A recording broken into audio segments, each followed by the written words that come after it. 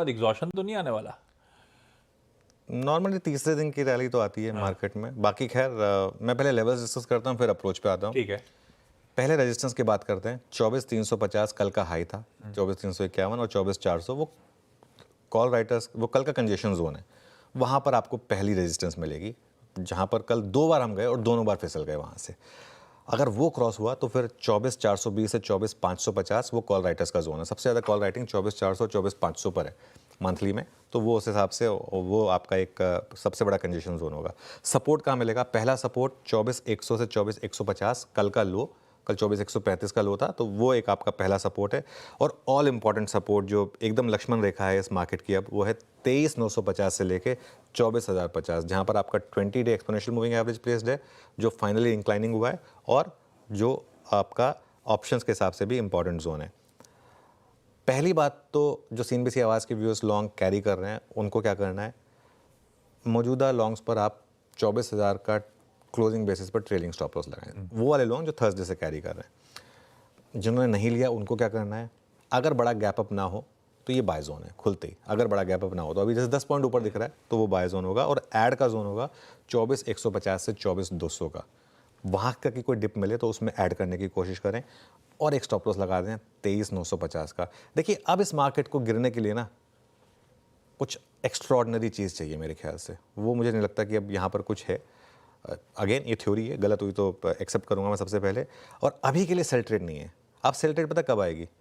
अगर तो हम डे लो पर बंद हो या 20 डेमा के नीचे बंद हो। अगर 20 डेमा के नीचे बंद हो गए और डे लो के करीब बंद हो गए तो फिर मार्केट का वर्डिक्ट क्लियर होगा कि नहीं, ये एक फेक रैली थी जो अब बस पूरी हुई और अब मार्केट वापस गिरने को तैयार है।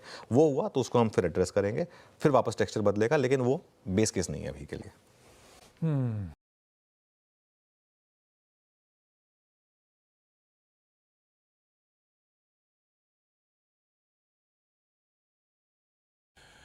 निफ्टी बैंक कल ही चर्चा भी हुई थी, गिरावट में भी कैसे इंपॉर्टेंट एवरेजेस के ऊपर बना हुआ था, डटा खड़ा रहा, गवा के नहीं दिया।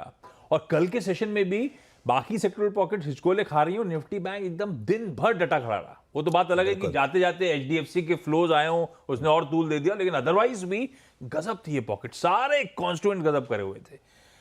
क्या करना है निफ्टी बैंक पे, अप्रोच क्या करें? बिल्कुल निफ्टी बैंक एकदम डे हाई पर रहा पूरे दिन आशीष। मतलब थोड़ा सा स्लिप हुआ 100 पॉइंट को आप कुछ नहीं कह सकते निफ्टी बैंक में। 1000 पॉइंट की रैली में बात भी हुई थी कि बैंक निफ्टी में 1000 पॉइंट से ऊपर की रैली हो सकती है और इंट्राडे, और वो अच्छा आपने उसको स्विंग भी दिया। और बार बार ये बात हुई है कि बैंक निफ्टी स्ट्रांग है, बैंक निफ्टी स्ट्रांग है। इनफैक्ट इस पूरी डिक्लाइन में भी अगर आप बैंक निफ्टी के साथ खड़े रहे तो भी आपका लॉस नहीं हुआ। सारे टेक्निकल फैक्टर्स, आज मैं देख रहा था, मैं सुबह सुबह उठ के टेक्निकल फैक्टर्स देखता हूँ इंडेक्स के, तो सारे पैरामीटर्स पर, चाहे वो आवरली हो, डेली हो, वीकली हो, मंथली हो, बैंक निफ्टी को दिखा रहा है स्ट्रॉन्ग बाय। वो स्ट्रॉन्ग बाय है बैंक निफ्टी इस समय। दिक्कत पता है क्या है स्ट्रॉन्ग बाय वाली मार्केट में? आपका लॉजिकल स्टॉप लॉस बहुत नीचे है। आपका logical stop loss bank Nifty में यहाँ पर, स्पेशली जो पोजिशनल ट्रेडर्स हैं उनके लिए पता है कहाँ पर है? 1000 पॉइंट नीचे, यहाँ से 51,200। बैंक निफ्टी का 20 डेमा, निफ्टी का 20 डेमा सिर्फ 150 पॉइंट नीचे, बैंक निफ्टी का 20 डेमा 1000 पॉइंट नीचे।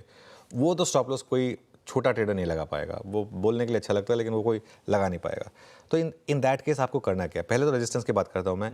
अगली रेजिस्टेंस है 52,400 से 52,500। सरप्राइजिंगली वहाँ पर काफ़ी कॉल राइटिंग है। इतने स्ट्रॉन्ग इंडेक्स में सरप्राइजिंगली कह रहा हूँ मैं, क्योंकि अभी तो 3 दिन बाकी हैं, सॉरी 2 दिन बाकी हैं, कल हो जाएगी ना बैंक निफ्टी की मंथली एक्सपायरी, तो उसके हिसाब से। और 52,500 को अगर आपने क्रॉस किया तो उसके बाद सीधा अगली रेजिस्टेंस आपकी 53,000 की है। सपोर्ट कहाँ पर है? 51,800 से 52,000। मैं अब इसमें बड़ा सपोर्ट नहीं डिस्कस कर रहा हूँ क्योंकि वो फिर सीधा 1000 पॉइंट नीचे, उसकी बात करना रिटेल के हिसाब से थोड़ी सी बेमानी होगी। तो इस मार्केट में एग्जिस्टिंग लॉन्ग है तो आप लॉन्ग रहें और अपने ट्रेलिंग स्टॉप लॉस को बढ़ाकर 51,800 पर ले आएँ।